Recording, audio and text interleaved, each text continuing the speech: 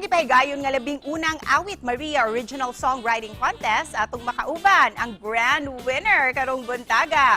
We have this morning Mr. Hardy Bigkas. Mayong buntag sir ug welcome sa GMA Regional TV Live. Pakigreet sa ato ang mga kapuso karong buntaga. Mayong buntag Ma'am Cecile and mayong buntag sa tanan nga mga kapuso.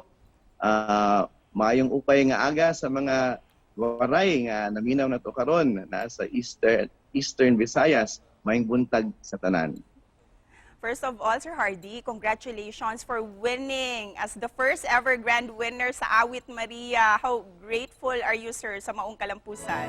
Ikaw ang inahan sa Dios nga labing gamhanan, ug gipakita mo nga ikaw sab ang inahan sa tanan, pinaagi sa imong pagpakita sa milagro ngadto sa usa ka tawo nga yano lang ang trabaho.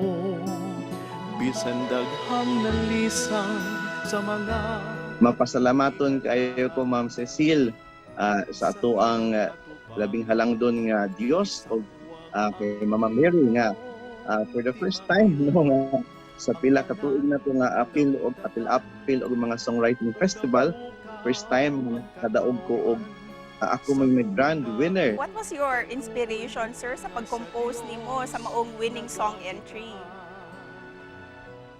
Kani siya nga songwriting festival kay gihalad gyud ni kay Mama Mary niya. Ang context pa gyud ani kay Our Lady of Guadalupe de Cebu. So akong gibasa gyud ang kanang gibasa nako ang history no unsa may nahitabo aning unsay sinugdanan aning debosyon sa Our Lady of Guadalupe de Cebu. And since sir, di-mention naman dyan nimo, nagihala din nimo para sa Birhing Maria. Ikaw ba, sir, personally, do you have any miraculous blessing na nag-grant gikan sa Birhen sa Guadalupe? Daghan kayo og mga milagro nga nahitabo na sa akong kinabuhi, Ma'am Cecile, no? I know nga sa atong mga kaigsuunan nga naminaw, daghan sa ang nahitabo nga kanang gikan bitaw sa intercession sa ato ang Mama Mary niya sa atong Our Lady of Guadalupe de Cebu nga context kayo sa ato ang lugar dinhi sa Cebu City. Daghan kay nahitabo labi nang karong mga panahon nga pandemic naman gyud na karon, daghan kayo og kalisod no. Kadaampo na po sa Dios, dili gina makalimtan nga pinaagi ni Mama Mary hopefully nga iampo ko sa akong mga giagihan. Sir Hardy, how long did it take you to write the song? Ug unsa pud tong mga struggles that you have encountered while composing this song? Sa ako ang part, ma'am, kung magsugod ko og himo og kanta, makalingkod gani ko, ako ginang tiwason dayon, no? Dili na anak ko huwaton nga maabtan pa ini kaugma kay ang tendency kay malimot ko sa tono sa although ang lyrics nakasuwat man na, no? Pero kanin siya nga kanta mura og sa kahapon ni nga gihimo nako akong gilingkuran and paggabi nahuman na dayon ang tono, no? Sir, you mentioned no nga nahimo nimong hobby kining songwriting ug daw dali lang kaayo ni para kanimo ang pagsulat og mga awit. Pero behind this, sir, usa jud imong propesyon? Akong propesyon, ma'am, kay usa ko ka campus minister sa usa ka eskwelahan, no? Busa, Sir Hardy, para kanimo, unsa imong pinakapaboritong mga linya sa imong awit, sir? Ang linya gyud nga akong paborito sa akong awit kaning sa Guadalupe, no?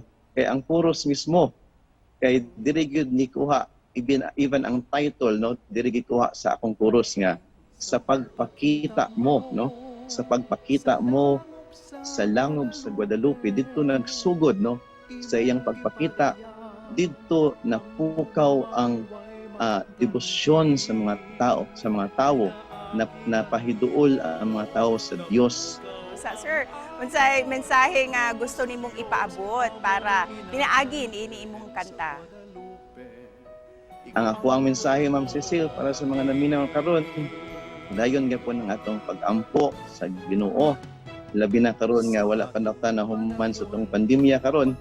And with that, Sir Hardy, pwede ba may mangayog pa sa ampol? Maski a few lines lang, sir, gikan kanimo. Sa pagpakita mo sa langob sa Guadalupe, imong gipadayag si Jesus nga way makatandi, pinaagi kanimo nalig-on ang among pagtuo sa Dios, among inahan Birhen sa Guadalupe, igampo mo kami. Very beautiful song, Sir Hardy. Congratulations once again. Dagang salamat kaayo, Sir Hardy Bigkas. Thank you, sir, and congrats once again. Salamat po, Ma'am Cecil. God bless. God bless, sir.